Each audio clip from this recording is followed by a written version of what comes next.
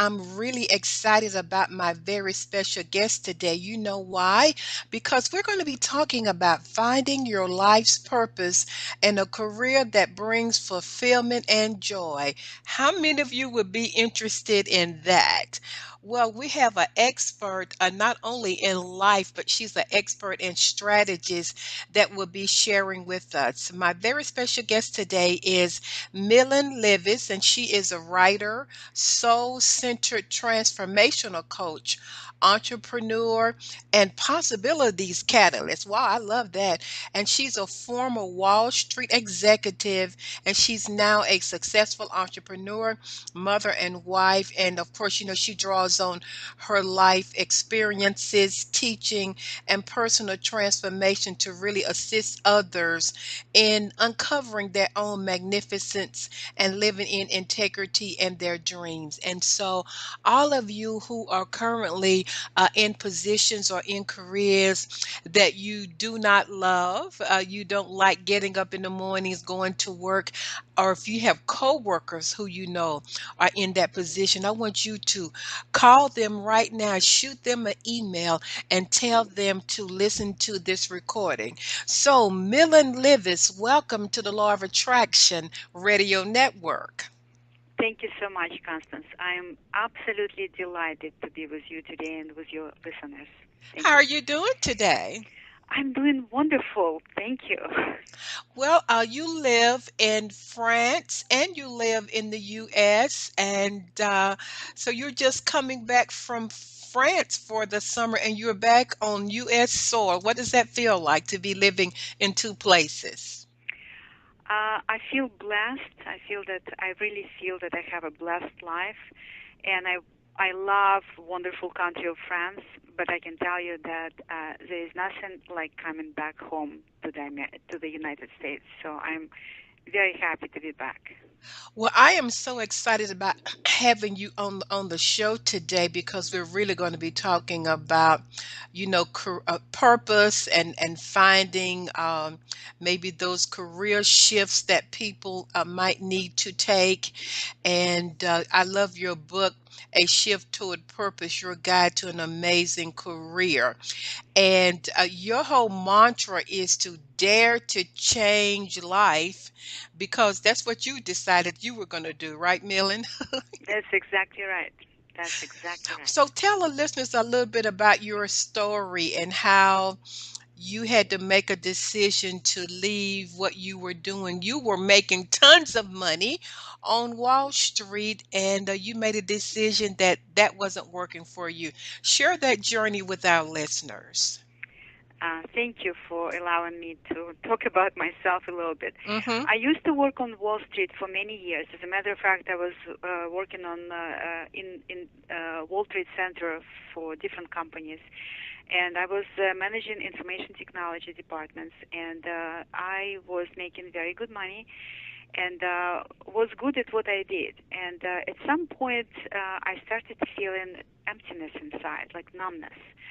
And I clearly remember one day when I was sitting in front of my computer and I said to myself, I feel like I'm dying inside. Mm. And the feeling became stronger and stronger over time. And I was like, I have to do something. But it was scary because, when you well compensated, when you have certainty in your career, so to speak, and, stability, and I had to support my family, it wasn't easy to make this change. But I have to tell you that emotional pain and numbness usually are symptoms of living their own life. Mm-hmm. And I started to feel that that's not gonna last. I would not be able to last like that much longer. I became physically sick. So I think I felt that unless I change something, I don't know what's going to happen to me. So I decided to go to business school. I resigned from my job, and I always was interested in business and psychology. So I Mm-hmm. decided to go to business school. I got accepted to work in business school, very famous business school in the country. And I was hoping that now that I will have this prestigious Wharton degree, things will go, um, will be different for me, and that I know what I'm doing. But guess what? I was not clear at that time. Even when I Mm, went to business school, I was not clear what is it exactly that I want in my life. What kind of work do I want? So I graduated with MBA degree, and I could not find a job. And I think that I was not clear about what kind of job I was looking for. mhm.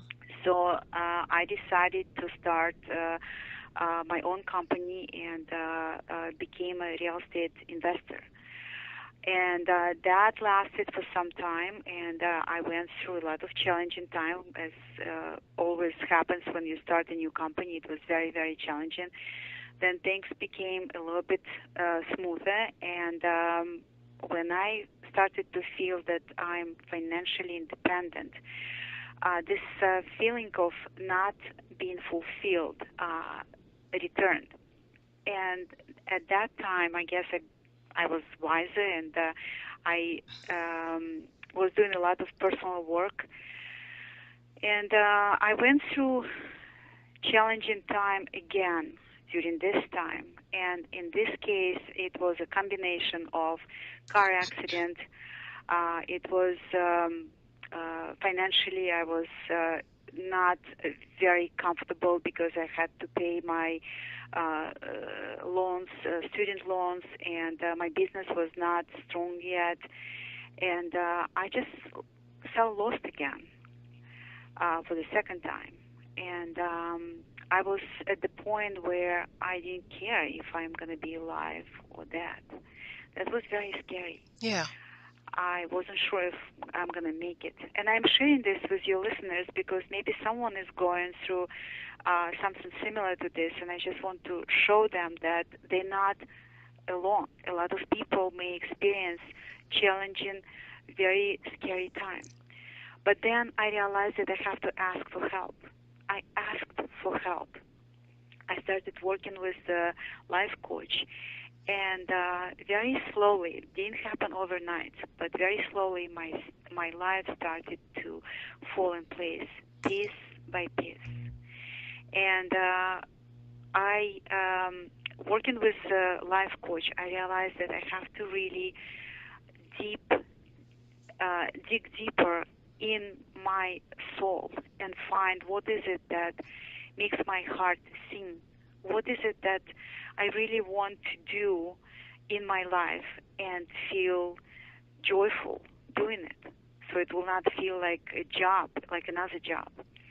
And through this number of exercises that I did myself and invented and work with my life coach, I found that what I really want to do is serving other people, specifically serving other women, by empowering them to live prosperous lives, lives that are anchored in freedom, in purpose, in joy and love, instead of fear and need and obligation. Mm, And that's what excites me. So when I wrote my book, it was a combination of personal discoveries and my observations of other people's careers and challenges.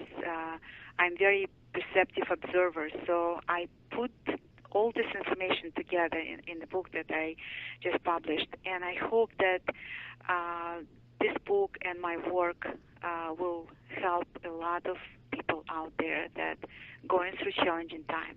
And yeah. I just want to say to all your listeners that I know that growth may be painful and change may be painful, but there is nothing as painful as staying stuck where you don't belong. Oh, that's so awesome. And I had to have you share that before we got into, some aspects of the book. Just a couple of things I want to reiterate. Just for my international listeners, Wharton School of Business is the creme de la creme. Is it the number one business school in the U.S., Millen?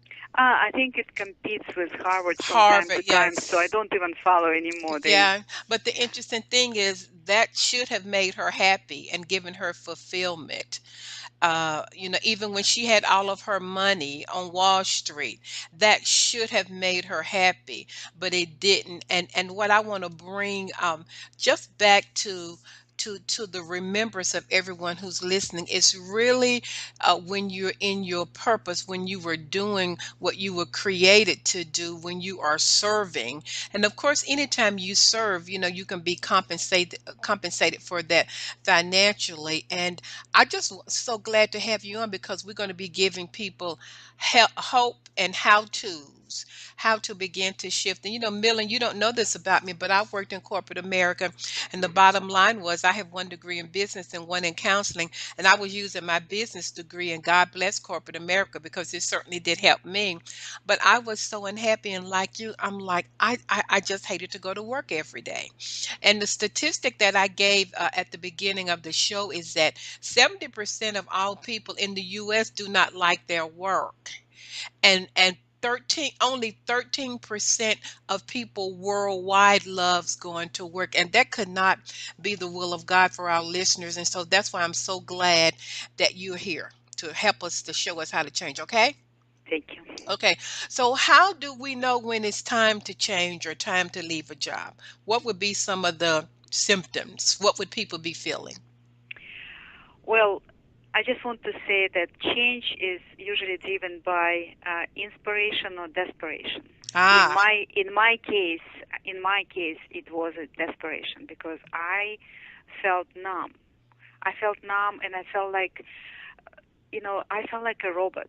Mm. So I was doing what I was supposed to do. I was doing what I was expected to do, but there were no lights in my work. There were no um, joy, no excitement, and this sense of numbness or really sometimes even pain or feeling that you're not alive inside. These are the symptoms of okay, something has to change. Yeah. And I just want to say that when you feel this, it doesn't mean that you have to jump and quit your job right away. But the awareness of the need for change is very, very important. Because once you're aware that something needs to change in your life, then you can start working on this or toward this on your time schedule. Because I understand that sometimes when you don't like your job, you have to do what you have to do because you have to support yourself and your family. So I don't have this snobbish attitude toward jobs. But Hmm. what I'm trying to say is that every job that you have is a stepping stone to something else in your life. And for example, when I came to the United States from Lithuania 25 years ago, I hardly spoke English. And my first job, I was working as a florist in a flower shop. And I was educated as a physicist, and I felt at times like, what am I doing here? Like, I have this great education, and I'm making flower arrangement. But then I realized that, you know what, this job allows me to support my family. And while I was working there, I started expanding my computer skills, improved my English, and I got to the next job. In 1 year, I became consultant for Merrill Lynch. So what I'm saying is to the folks that are listening right now, if you have a job that you don't like right now, try not to be very self-critical or angry about your situation. Self-acceptance, acceptance of who you are and where you are, should be the very first step in your transition toward satisfying career. Without accepting who you are and where you are at the moment, you will not be able to do much because you will be stressed out, you will waste your energy, and feel angry most of the time. And it's not conducive to attracting life, attracting work that you want to have, because your vibration would be so low, and so um, not you will not be attracting things that you really want to have in your life. You So know, very important, self-acceptance and self-love. I'm so glad you said that, because when people ask me that and they say, I just hate my job, I say, you better start loving it. Start being grateful, accept this is where I am for this season in my life. I'm not going to always be here. I'm grateful for how this job is serving me, because when you say you hate it, you put up resistance, and really what you want can't even get to you because you're not in that vibration. That's so right. Hmm. You said it beautifully. Yeah. And so now folks know, I know I want to change because I have a headache every Monday. That was me, Millen. I have a headache every Monday when it's time to go to work. But what are some other things that I can do after, that you just accept self-love and self-acceptance of, okay, this is where I am, etc. What are some other things that people can do? Well, the next, I'm talking about milestones that Mm-hmm. of the process to transition into a new career. The next step is to know, I call it what. What is it exactly that you want? Getting clarity about what you want is super important. Like I shared with you before, yes, I went to business school, but I was not clear what exactly that I really, really want in my life, what I want to do. So discovering what you really want is very interesting process, because it turns out that we have this knowledge inside us. You know, you may hear advice from friends or parents or colleagues. Oh, you better do this because you're good at that, or maybe do that. Like I was told, I have to become an interior designer because I can decorate houses. But the fact that I know how to do it doesn't mean that that's what I want to do for the rest of my life. So there are certain exercises that I offer in my book, and I will give you a few samples of this. Okay. So first, for example, you have to uncover your lifelong passions. Just notice what kind of books you have at home. Mm-hmm. What kind of movies about what careers you want to watch. Then you can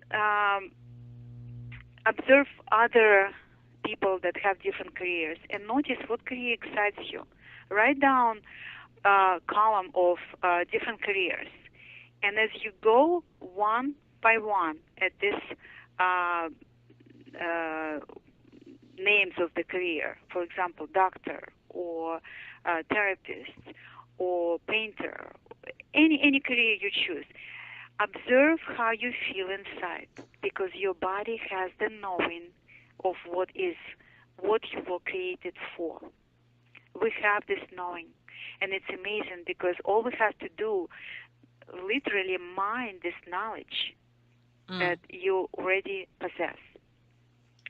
I also feel it's very important to know why you want this, because sometimes people say, "Oh, but I want to be a teacher because I will have summer off." But then, do you really like to teach children? Or I want to work on Wall Street because I will make a lot of money. But do you really want to work on Wall Street? Do you know what involves when you work there? Or I want to be a nurse. Okay, great. So write a list of benefits that you think attracts you to this career, and then write some challenging aspects of this career, because everything has a front and a back, every Yeah. career and life in general. So, and then the next thing, what I would suggest is to use guided visualization when someone guides you and you uses this benefits and challenges of particular career, describes you the ambience. For example, if you nurse, you come to work to the hospital. what kind of activities you will have to perform. So describe this while you following this person along and see how it makes you feel. Do you feel excitement in your body, or do you feel like your body contracts and you feel like, oh my God, I don't want to do that. I'm afraid of maybe seeing blood, or whatever sensations you experience in your body. Observe that, and then write in your journal. Mm. And that will give you very, very unique experience of potential career that you may think you want, but you may realize that is just not right for you, because you literally will experience this, you know, sounds and maybe all kinds of sensations as if you are doing this work, right? And then Yeah. observe how you feel. So visualization is very, very important exercise. I call it experience it as if you're already living that reality. So give me an example of that, Millen, for someone who might be in the process of what do I want to do? I know it's time to change, but what do so the visualization part, give us an example of what that would look like. For example, nurse, right? Someone who wants Mm-hmm. to be a nurse, and why? Because they heard that it's very easy to find a job right now if you register nurse. Okay, so I would say, what are the benefits of this career? For example, they well compensated. They work with people. They help people to feel better. It's easy to find this job because there is demand for this. Okay, and et cetera, et cetera. And then, what are the challenging aspects of this career? You sometimes have to work 24 hours a day. You don't know at what time you have to go to work.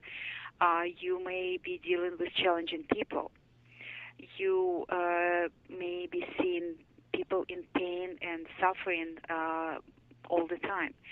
So I will start describing this. Okay, just imagine you getting up in the morning. It's early hours, 5 o'clock in the morning. You get in your car and you drive to the hospital, and you start your day there. You see one patient that is suffering and requires your attention. You've been called by another doctor because another patient is waiting for you because something happened there. So you need it. They appreciate your help, but you have to be able to multitask. You have to be able to deal with challenging people. Sometimes maybe you see blood and any kind of very very you know painful Mm-hmm. experience that people go through. So and then I will ask, so how does it feel? So now it's 1 o'clock. It's your break. You go with your colleagues. You have a lunch, and you share your experiences, and you hear their complaints or sharings. Then you come back to serving people that you were hired to serve. And again, you see someone is screaming because they experience pain. You receive a phone call again, and so how does it make you feel?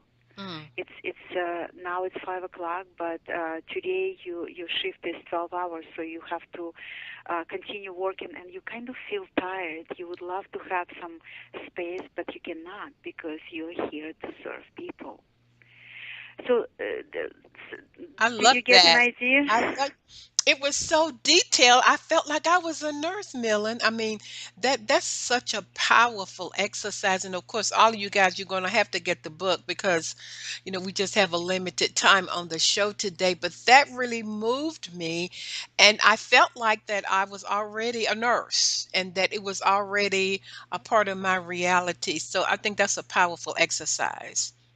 Yeah, you and know? I just want to mention that I actually recorded some of the visualizations and guided meditations. They're available on my website at a very low price, and I think they're very helpful for folks that want to try something. And I made Yeah, them, I made them generic enough so people can visualize whatever career they have in mind, and it guides them along. So that's a great just tool. yeah. That's a great tool. So now that people know what they want to do, they know it's time for a change. How do they get there? How do they send out resumes? Do they go on LinkedIn? How do they move from where they are to where they desire to be? Okay, can I just Uh-huh. mention something I think very important? When you go through your discovery of what you want to do, the last step for me, and it worked for me, was to ask God for guidance. Mm-hmm. In this book, I offer prayers that I used personally when I was lost and I didn't know what to do, and it seemed like I'm at the end of my rope. I use these prayers, and I think this is another very, very powerful exercise to ask God for guidance. And you can, the listeners can find this in my book as well. Now, going back How? uh, to how. So I think it's my understanding that the how phase has several phases, Mm-hmm. several steps or pillars. I call them pillars. First of all, once you know what you want, right, you need to do inventory of your skills, of your knowledge and credentials. For example, if you want to become a nurse, this requires license, right? Or if you want to become a therapist. So certain careers require licensing. So you should be aware of this. You should know what are the requirements that you have to fulfill in order to achieve this career. What kind of knowledge you have to get? If you need to go back to school, or you can learn this on your own. It depends on the choice of the career. So the first pillar is expanding your knowledge, skills, and credentials. The next pillar that I call is to to really be aware of your I call it inner game. Mm-hmm. So what kind of beliefs do you have about yourself and about your capabilities that maybe prevent you, maybe block you from moving forward? Like really, you need to develop this attitude of self-reliance and confident decisiveness. And be honest with yourself. If you talk to yourself, and you while you're talking to yourself, you say, "No, I cannot do that." That that's very negative. It's hard to move forward when you feel that way. And instead of saying, "I cannot do that," you can say, "I can try." Mm-hmm. So very important how you speak to yourself, because guess what? You are listening. When you speak to yourself in your head, you are listening, and these beliefs may block or propel you to achieving your goals in life. So this is very important. I call it inner game. Make sure you play your inner game so it will support you, that you would be able to succeed. Also very important to have associations. Like, for example, if you want to become a therapist, for example, you need to find out what kind of networking events will allow you to meet people that already work in this profession, Mm-hmm. and seek support from these people and advice of these professionals. I believe it was Napoleon Hill that said, "Look, find people that have what you don't have, and network with them." So these associations, affiliations are very with professionals in your field are also very important. And now with social media, LinkedIn is a great venue It to reach is. out. Facebook, it depends on a kind of profession that you choose. Like for example, for coaches, health coaches, life coaches, I think Facebook is great. But if it's more, if your choice of career is gearing more toward something that maybe requires license, so I think LinkedIn probably would be a better venue in terms of social media. Can let me share a story, Millen, that relates to that because I'm a baby boomer, and so a lot. I've been doing counseling and therapy for 25 to 30 years, so I have a lot of young people. Miss Constance, I want to be a life coach. I want to be a therapist. And I said, oh, really? And so they just sort of shadowed me for like a week. And then they realized, oh my God, I didn't realize that you had to, they think you're just sitting and listening instead of Hmm. taking notes and developing treatment plans and all of that. And so once you get a feel for what the real deal is, what it really looks like, not what your imagination is, but when you get a real true picture of the reality of your work, you can make a really clear decision.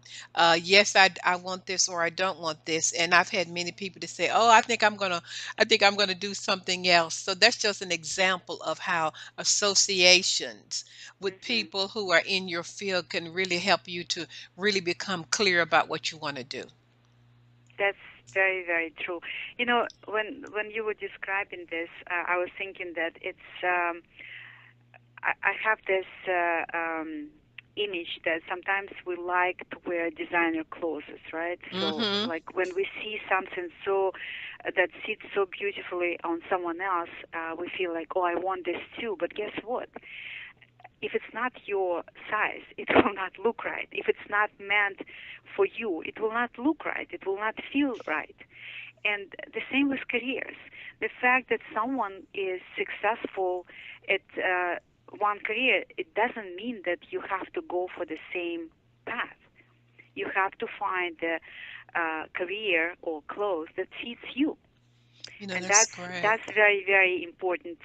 I like this comparison, so to speak. Yeah, Um, and Millen, just right along that same line, and we're going to move on quickly. But a lot of people say, I want to be entrepreneur. I'm like, oh, really? I want to do what mm, you do, Miss Constance. Oh, really? Let me tell you about some long hours and some years where I didn't make money, and when I didn't have a marketing budget. I think the whole idea of becoming an entrepreneur is just so lofty when many times people don't understand the day-to-day routineness of being an entrepreneur. And I know that you just launched another book, so you know exactly what I'm talking about. that's that's true. That's true. You know what? I have another metaphor for this. Yes, Okay. I agree with you. A lot of people want to become entrepreneurs? What they don't realize, it's like having a baby. You know, when Mhm. you have a new, brand new baby, sometimes it involves sleepless nights, Mhm. and you don't have your life anymore at the beginning when baby is requires your attention and it's tiny.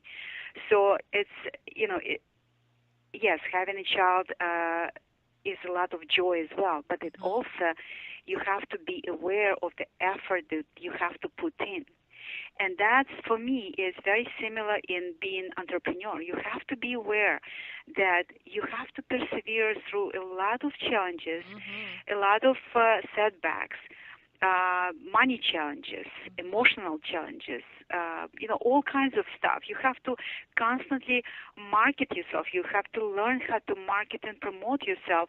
And like in my case, it didn't come naturally to me because I'm introvert by nature. So I had to really learn and overcome this challenge that I was having about promoting my services and my products.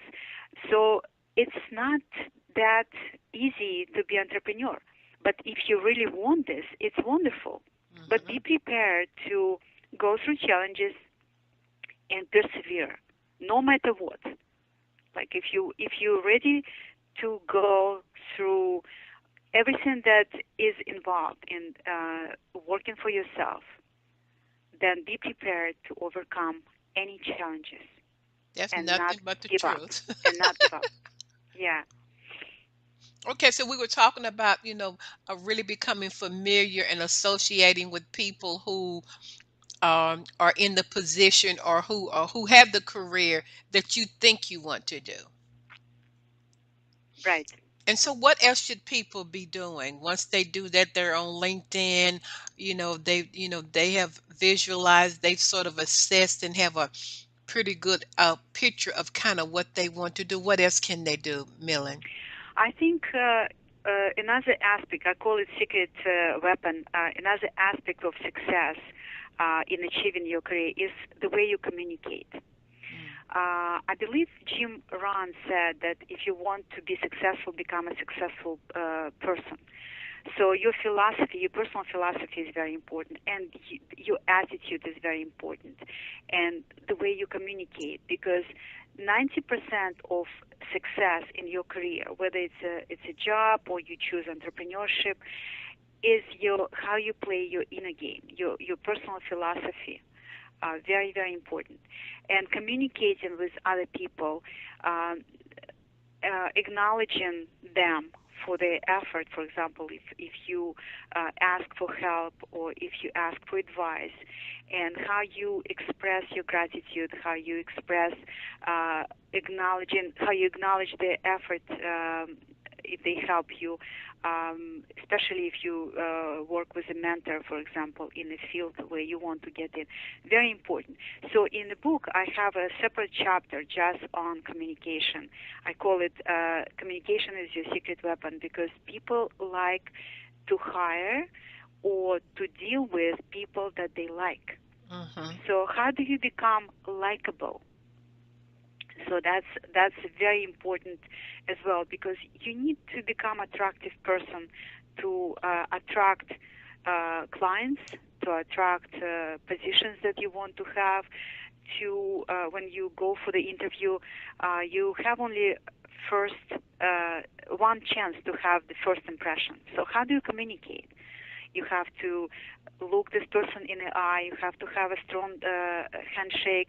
There are a lot of very subtle aspects in communication that are very important. How you speak on the phone, how you write your emails.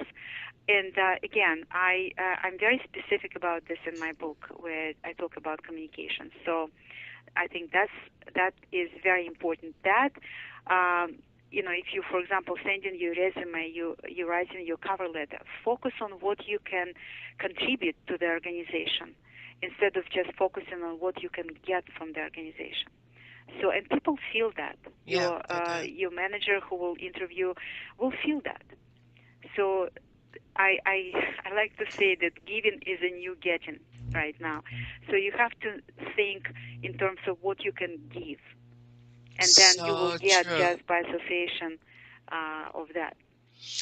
Well, anybody who's looking for a change in your career, any listener who wants to do something different, you've got to get this book. I mean, this woman has not only theoretically given you great things to do, but experientially, she has walked this out in her own life personally. And so, Millie, while you're in the middle of changing and thinking and moving from maybe the government to doing something differently, how important is what you're thinking during this process? What about our thoughts or our thinking during this whole process? Because I'm sure the mind just can go all over the place. What can you share with people to really help them in that area? I think it is very important to be aware of where your focus is. Focus.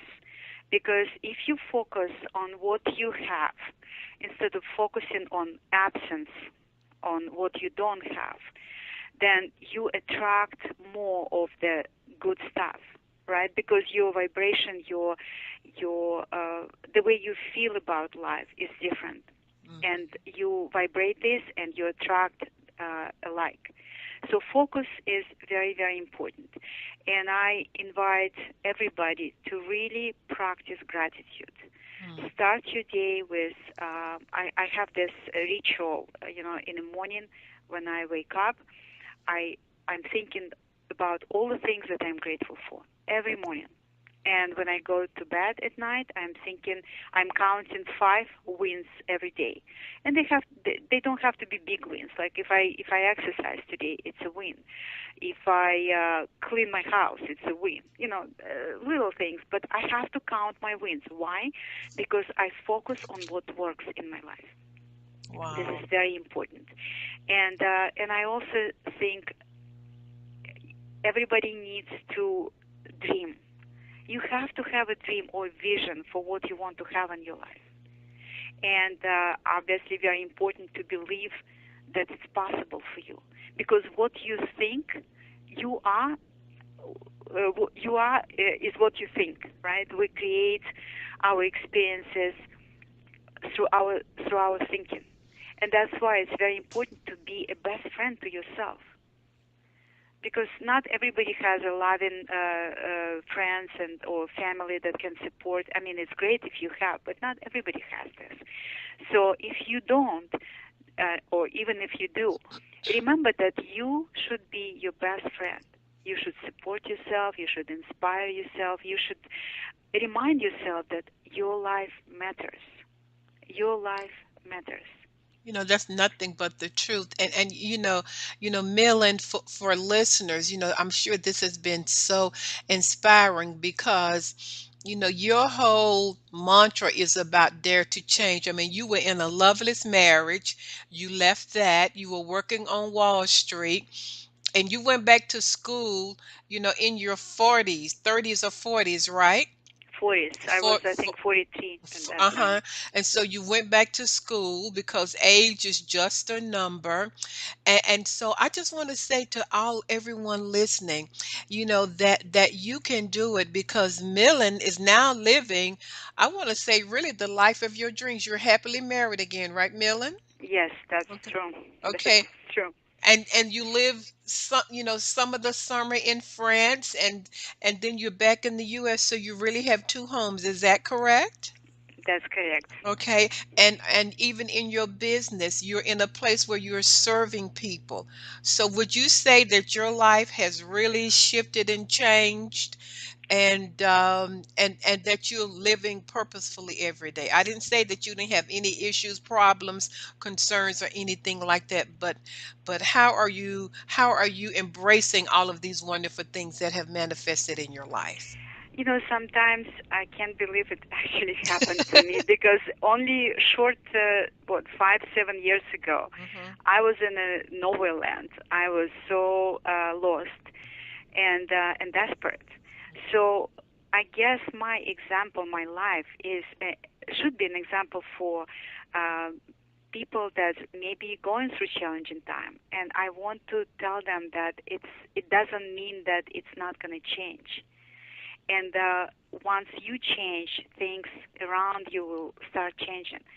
My changes, I really feel that I have a blessed life right now, but they didn't happen overnight. Mhm. And it was time in my life when I didn't believe that it would be ever possible. But it happened. So it is possible. And if it was possible for me, why not for other people? So And I true. always, sometimes I ask myself, who do you think you are not? And I want your listeners to ask themselves, who do they think they're not? Because we all were designed, we all designed by, I believe, higher power, and we are divine by nature. And I think that it's very important to believe in miracles. I think it's being realistic. To believe in miracles, it is realistic because they do happen.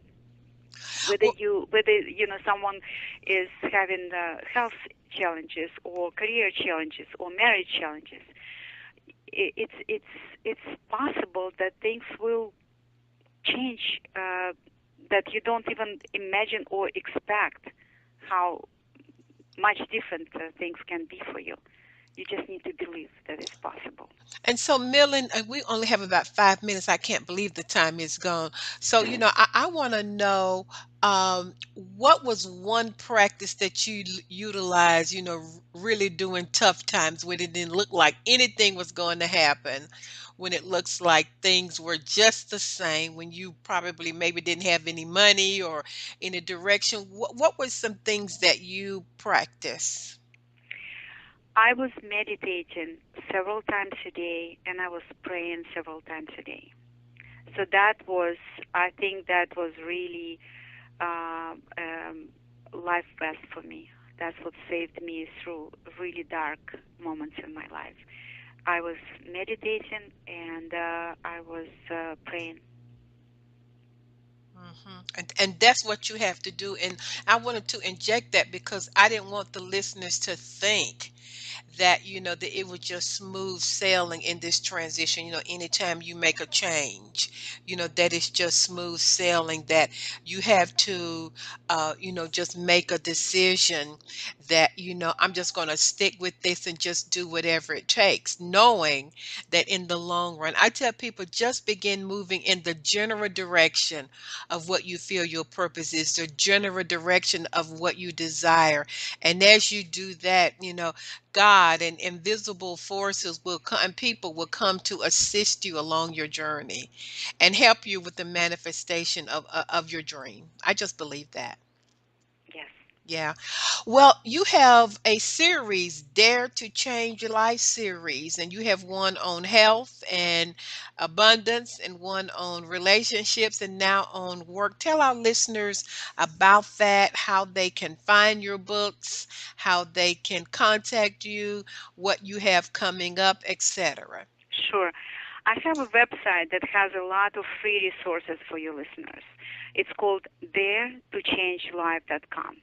Dare, D-A-R-E, daretochange.life.com. I write every week. I have a blog there. I have a lot of resources on this website. My first book was just published on Amazon and became bestseller. I'm very happy about that. Thank you. Congratulations. Thank you. And the name of the book is A Shift Toward Purpose. A Shift Toward Purpose. It's the first book in this book series that is available now on Amazon. And with the book purchase, I offer free audiobook download. Free audiobook download, and it's very, very good. I hired the person that narrated the book, and it's awesome. So people can listen to this audiobook when they walk, maybe, or drive, and it's free. It's available for everybody who will purchase the book. And right now we have a book launch promotional price. So I believe today it's available for $0. So today is the day. So I hope that a lot of your listeners will take advantage of this opportunity and get the book on Amazon. It's A Shift Toward Purpose, and you will get once you purchase the book, you will get access to audiobook download free. And again, Dare to Change Life is my website where you can schedule appointment. I offer complimentary discovery call for people that want to change their lives, people that are ready and want to get unstuck or want to get clarity about their direction.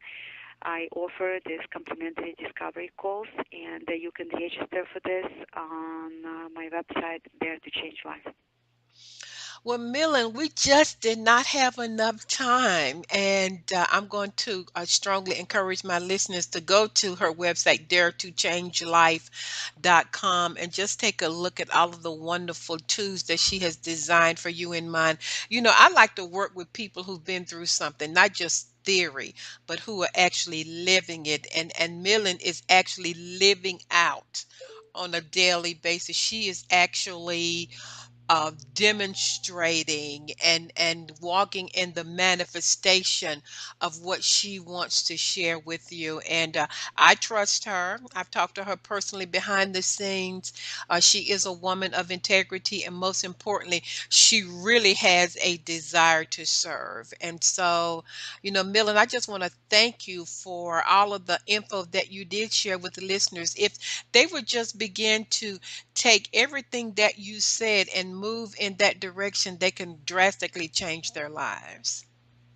Thank you so much. Thank you for having me, Constance, and You thank is you to all your listeners for joining us today. Because I'm just delighted that I can share my pain, share my rewards, my challenges, and share the path that I think everybody has, the unique path that people can walk and feel joyful and fulfilled. Yeah, thank you so much. Well, once again, this is Constance Arnold with the Think, Believe, and Manifest Talk Show. Tell 10 of your friends about this show. I ran into a young lady at Saks in Atlanta, and she said, "Oh my goodness, I told 10 of my friends." She recognized me. "I told 10 of my friends about your show." And of course, you can email me at Constance at fulfillingyourpurpose.com and let me know how this show is shifting and changing your life. And of course, my website is fulfillingyourpurpose.com. And as I say every Sunday, you know what I'm going to say, right? God loves you. I love you. And remember this, the best is yet to come. You better believe it. Thank you for listening to Think, Believe, and Manifest.